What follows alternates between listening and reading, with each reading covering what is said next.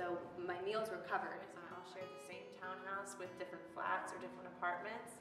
I personally lived in a room with 2 other girls, and it really wasn't that bad. We were all eager to get to know one another. We were all there to have a good time, to learn about different cultures and stuff. In Australia, they're actually called colleges, which I was a little confused with at first, but it was fine. I had a single, and Australia, it was in the tropical northeast of the country, so I actually had a full wall of windows. When I was abroad, I lived in an international dorm, so it was some English-speaking U.S. citizens, but also a lot of South American, Spanish-speaking students.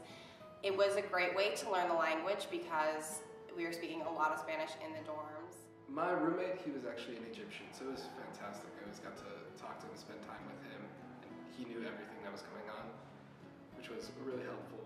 I thought it was a really great way to meet people, meet Australians, kind of have something similar to what you had at home. I studied abroad in Buenos Aires, and they have a very lively pickpocketing community. You definitely need to listen to the warnings that people are giving you, like stowing your valuables and just not taking things out of your homestay or your dorm if you don't need them. The biggest places to watch out for are the places that are known for to attract tourists, because that's where like pickpocketers will go out of their way just to go to those places to find tourists to rob. It's just good when you leave the house to have things that you could part with easily. That was an experience like I learned the hard way by losing some stuff. When we got in country, they always told us, be conscious, be a little bit more aware, because I mean, you're not home.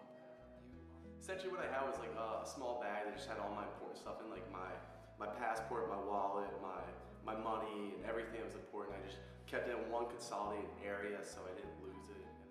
Purse with like a zipper or a clasp, definitely nothing that hangs open, and make sure you're using the zipper or the buttons.